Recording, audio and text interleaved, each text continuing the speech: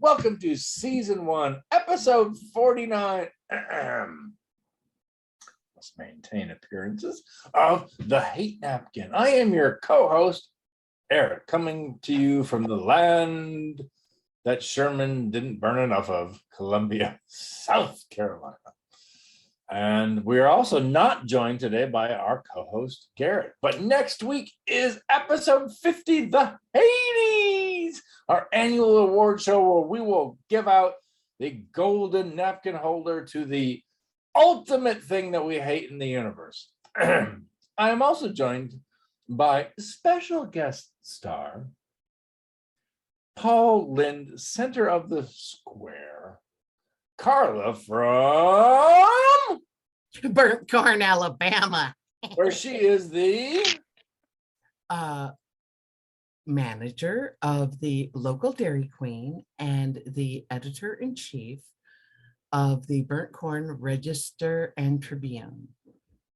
That must be a very busy job. Do you have to clean? I'm just curious, when you put the cakes in the urinal, are they like brazier cakes? There are no urinal cakes at the Dairy Queen. I mean, are they like, do you just drop a Dilly Bar into the urinal? No, if somebody drops a Dilly Bar into the urinal, since I don't have to clean Andrew has to pick it up. Who is the Dairy Queen? Do we know? Did they tell you? I am One of the three of us, folks, is the Dairy Queen. You decide. Come and go. So this is the Hate Napkin, where we, by the way, if you have things that you hate that aren't political or religious, just send them to info@thehatenapkin.com. That is info@thehatenapkin.com. Carla is going to reach deep into the annals of hate mailbag and pull out a wonderful communication from our friend Nikki. And her name is Nikki Goldenheart. And she says, hello, my favorite dispensers of Hatorade. I thought that was lovely. That's nice. I hope this finds all of you well. I have what I think is a good one for you this week. I'm adding to the hate napkin people who hog up all of the gas pumps on one side at the gas station. Oh my God. I'm telling you, This is an epic email already. Yes. Let me preface this by saying that I live in a town that is probably smaller than Burnt Korn, Alabama. Someone would have to put their shoulder into it to make that happen.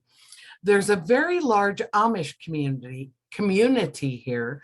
So one of the big jobs in the area is being an Amish taxi driver. It's a person who owns a giant conversion van, and they go around picking up Amish people and taking them to places for whatever they need to do. They're rude as hell. And I have another hate napkin dedicated to those people. I'll send you next time. So anyways, on to the story. I had to go to the dentist, so already not in a great mood. And I had to stop for gas on the way. It's 20 miles away, and I left an hour early. I pull into the gas station, and on one side is a giant Amish van with a trailer that's taking up both pumps on his side. On the other side is a Blazer, and she hadn't pulled up to the first pump either, making it impossible for other people to get gas until these two princesses were done. What made it more infuriating is that she was sitting there cleaning out her car, knowing I'm parked behind her waiting.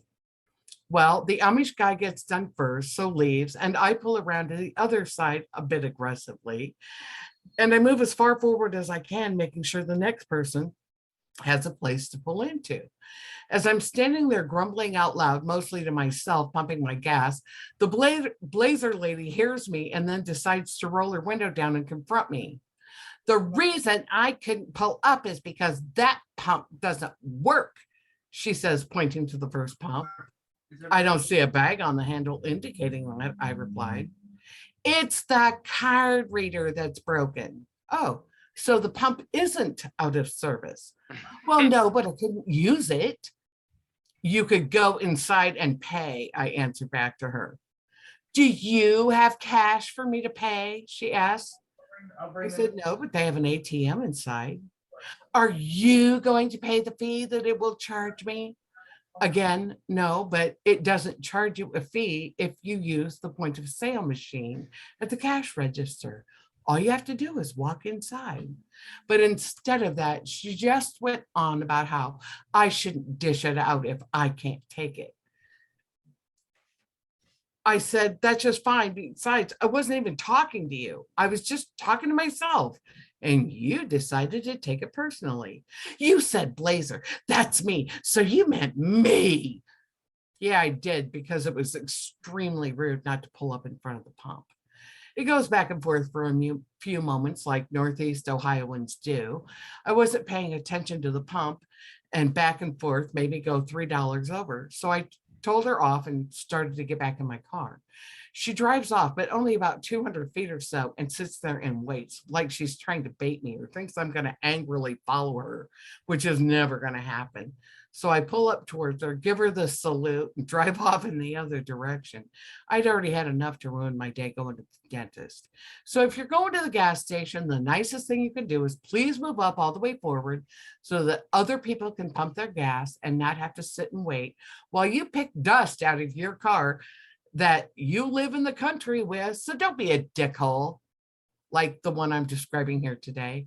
Anyway, that's my contribution to the hate napkin, but trust me, I will have more. Peace and love, Nikki Goldenheart.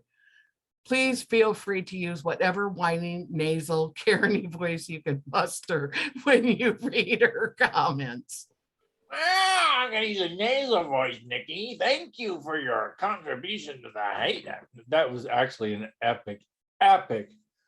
You know what? That's what this show is all about. And I think it's going to catch, right?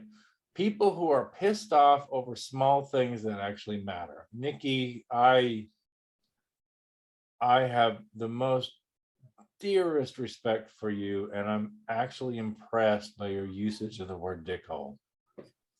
Because, you know, dickhole is a word we shouldn't use often. But it is a word we should use for fucking cockfuckers who don't drive down to the second fucking pump. They're first pump hogs, and they are, in fact, dickholes. If you look at a dick, you know, deep in, you know, there's something that burrows deep inside it. It's called a dickhole. It's not the worst thing in the universe, but nobody wakes up one day thinking, I'd like to be a dickhole. The problem is there are so many dickholes. Dickholes to the left, dickholes to the right. Here I am stuck in the middle with you, Nikki. You guys, I've blathered and blathered and blathered for days and days. What do you guys hate? I hate it when a website won't let you access it until you sign up for their website. Oh, fucking hell. I see you, Wayfair. Brought to you by the New York Times, which you can't get to, but you can be teased in No. The New York Times has a paywall. Right. Which I pay. Oh, So okay. that's not, I'm talking Paywall. about All right. like Wayfair. I wanted to look at some furniture, but I can't look at anything on their website until I sign up for their website. For a commercial site? Yes. That's bullshit. Log into Wayfair. Tell me what happens. I won't, because I can't. That's my point. Because you're in communist Asia. No, I'm in communist Burnt Korn. I want a t-shirt. I'm in communist Alabama. Oh, listen, I've got a list. Carla, Go ahead. you haven't given us anything for a while. What do you hate? I just gave you when a website won't let you access it until I sign up for it. I know, Focus. it's 5 minutes. Okay, here's another one. Yes. Websites overly concerned with me loading their ads because they order me to turn off my ad blocker program so that I can read the article. You know, All right, once that's too much. That's too much. That's the same one. No. USA, no. USA Today makes me turn off my ad blocker so that I can read the news. Okay, ladies and gentlemen, I've got a perfect response to this. And first of all, everybody that's listening to this show on YouTube, audible.com, Anchor FM, and all the other ones, you should really go to Amazon or your local bookstore and order Kurt Vonnegut's Bagumbo Snuff Box. Kurt Vonnegut Bagumbo Snuff Box. Okay, so here's what people used to do. They used to come home from a day's hard work, sit down in the chair, and read a short story in the Saturday Evening Post or Collier's or whatever. And that was before the era of TV. We just do a little light reading at the end of the day, enjoy a short story from a good writer, and you close the end of the day with a meal with a family, beat your wife at night, say nasty things to the kids, and then start it all over the next day. I'm just saying. We're way past that. But can we get back to that? Can we get back to the point where we just Eat our kids. Yeah. Can we just get back to beating our kids? No, you fucking asshole. I just think it would be nice if we contained all of the anxiety of the day in a nice personal experience in the chair, something that releases us for 30 minutes. Maybe there's a dildo connected to it, maybe not. Sorry, I was fantasizing. What were you talking about, Carla? Nothing important. I just think it's important to have release at the end of the night. And then you hang out. Come and go. Yeah, I'll come and go. Do you have the coffee cup? To come and go. Yes, I do. If you're on YouTube, somebody out there has actually created a coffee cup called Come and Go. No, it's a convenience store chain all through Iowa. Are you telling me there are come and goes everywhere in Iowa? Yes, giant red and white signs that say come and Okay, I've driven through these past 15 cornfields. I really need to come and go. You see come and go, and you see wind turbines. From here, from the Iowa border, all the way up to my sister's house. It was created without irony. Wait, what's winter vine? What is it called? Winter vines? What? What's the other chain? Come and goes and what? So here I am in Des Moines, and I pull into a come and go, and there are a bunch of truckers sitting around circle jerking. It could be, but are you serious? That's actually a gas station chain? yes, I stop at Lamoni every time on the way up to see my sister, and there's a come and go, and that's where we stop. Okay. Is it clearly segregated, or is it just a big Oh no, the one in Lamoni, right next to the Amish store. So there's come and go and cheese curds. This brings me to my hate napkin. Lot lizards. Oh yeah, are What? on my hate napkin. lot lizards. Lizards. What the fuck is a lot lizard? Prostitutes who hang around the truck stops. I'm just Obviously, teasing. Carla knows. I do. I was pretending not to know for the listeners who are like, what the fuck is a lot lizard? Hey, you think the Dairy Queen was my first job? Actually, do you know that you remember the oh my God. That reminds me of the fact that my ex-wife used to work at Han Middle School. Oh my God, a lot of lot lizards went there. So I clearly remember the day that she got the call, and then she ran to me and said, I got the hand job. I got the hand job.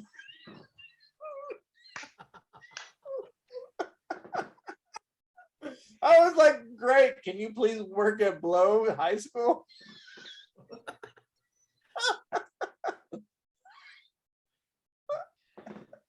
Anyways, okay. So You know what? Let's not disparage hookers and truck lots. Can you imagine a harder job than that?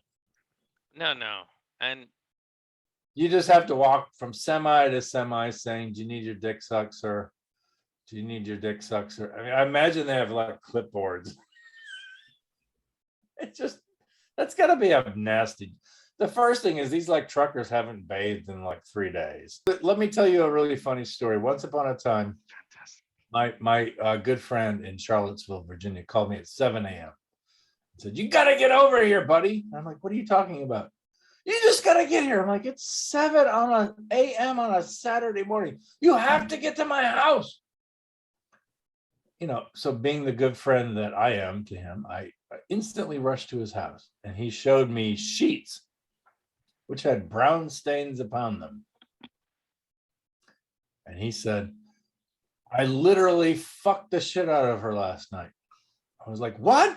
He goes, I fucked the shit. She shat the sheets. She shat the sheets.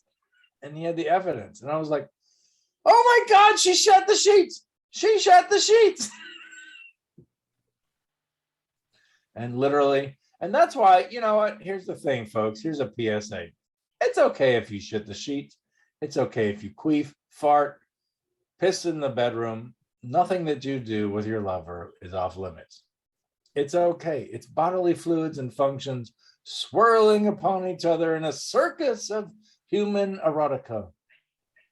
And occasionally somebody will shit the sheets. And that's not a bad thing.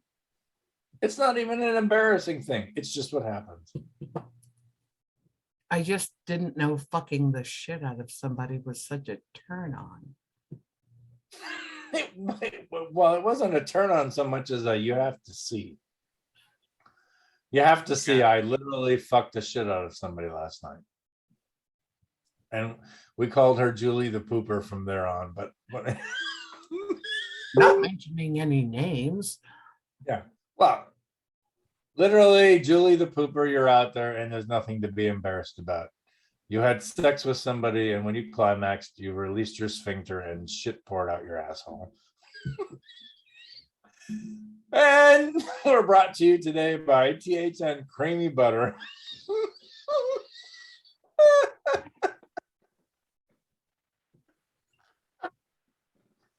I think one of the really beautiful things about this show, and we are almost at episode 50, is that there's really just no shame, honestly.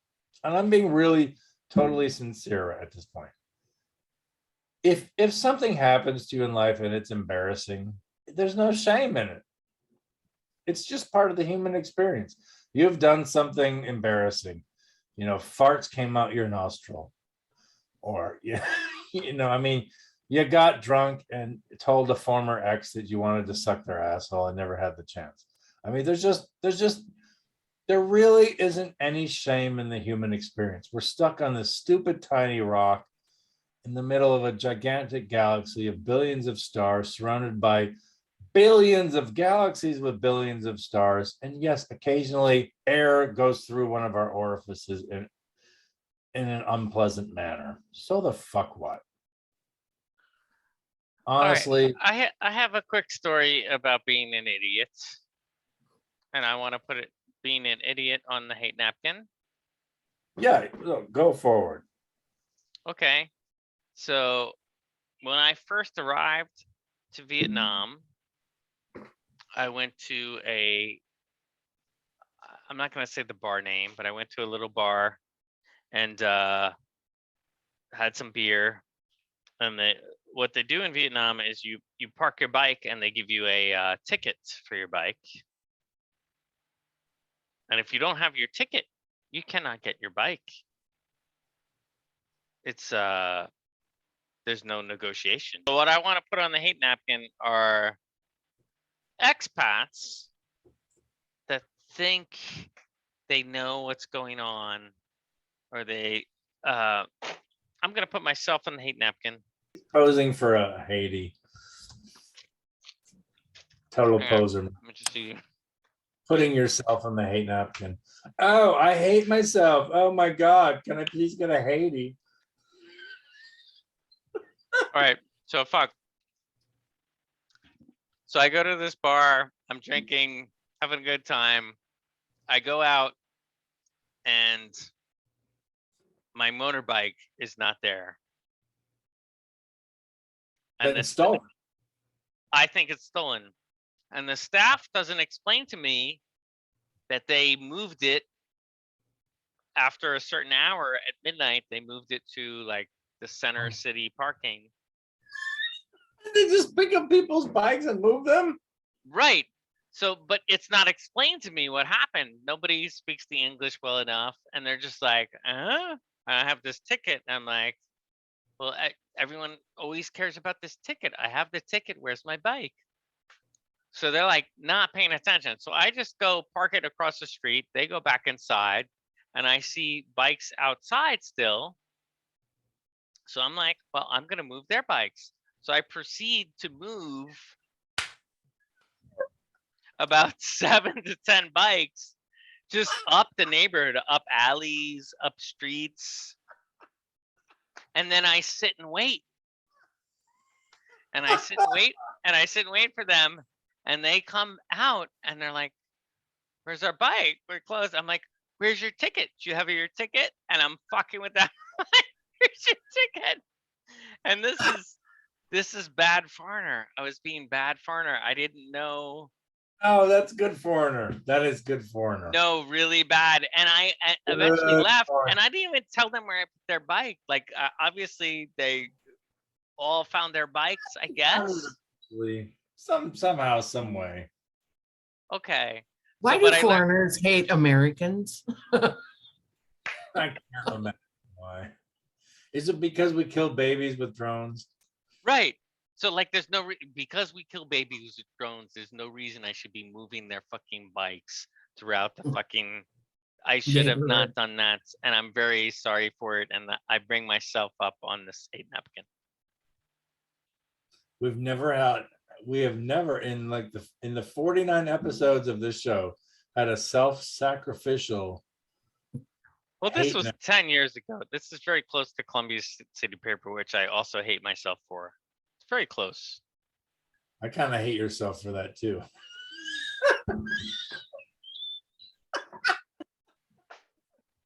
By the way, folks, the Columbia City Paper was probably the most amazing gonzo newspaper in the history of humanity. And even Dan Savage, the great gay, anyways, he traveled all the way from Washington State, Seattle area to here in Columbia, South Carolina, to congratulate us on our epic work for this ridiculous newspaper. He got paid a shitload of money to speak at the University of South Carolina. Ruining the story. And he thought Columbia City Paper was something because we paid him for his fucking syndicated column, and the other paper that was real and good. The really funny was afraid to. He wanted to meet us at the end of the night, but the funny thing is he wouldn't go to the gay club with us. This guy's queer as fuck. And I just thought it was funny. We had to go to the Hooters flying saucer restaurant across from the gay. He would only go to the testosterone loaded big titty bar across the street from the gay club. In all fairness, nobody fucks with the world like Dan Savage. Yeah, well, anyway, he's a non-smoker. That was us for we sat around for 4 hours, and Dan just kept machine gunning it into us, his respect for all the things that we were doing, and we were doing really important things in, frankly, one of the most conservative capital cities in the United States. I always feel like what we did with City Paper, we would have gotten arrested for it in Boston or Las Vegas. Here's the deal. We didn't even have money for the bill. No. Yeah, well, Dan, here's the really funny thing. Dan Savage had to pay for the bill, and you made a scene with the fucking waiter. You're like, this is Dan Savage, and you shouldn't be you made a fucking drama scene with Dan Savage. I'm not an asshole. You were an asshole. No, I don't drink beer. I only drink whiskey or bourbon. So I drank bourbons the whole night, not knowing that Dan was going to pick up the tab. So he picks up the whole tab, and I felt really bad. I was like, wait, I drank like, $50, $60 worth of bourbon. No, Well, you guys you didn't do that. We had like one drink there. That's bullshit. You're not remembering this right. We actually drank for a while, because what I did after that was I sent two $20 bills to his office in Seattle. I sent cash to his office saying, thank you so much for the drinks. I really feel guilty still that you covered my tab. Here's $40. He never got that, and just don't embarrass people in public. Just learn that lesson. I didn't know. You embarrass people in public. Actually, it remains a funny thing. He really said we were doing amazing things, and we were. He was talking about the free times. He was not talking about us. That's kind of funny, is he thought he was sitting with the other newspaper.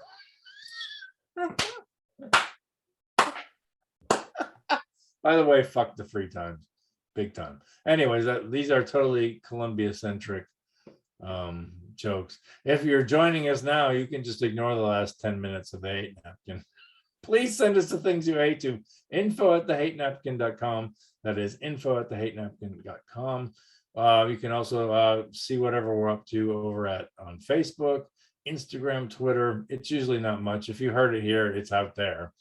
We are joined today by special guest Carla from Burnt Korn, Alabama, and sound engineer Polly from Bali, who's actually joining us from Bali, of all places, today. You can see the little doilies in his background. I'm joining you from the place that Sherman just didn't burn enough from, Columbia, South Carolina. Thank you. We love you. And when we say we hate you, we fuck you, according to Polly. Oh, wait, we're fucked? I don't know what that means. Is that silent? Is that ASL? They can't see that. It's only who's talking they see. I'm trying If to you're get on you the YouTube, anals of hate. Fingering his other fist. I don't know. Where do we go from here? He's trying to get you to say the annals of hate so we can go home. Deep into the annals of hate.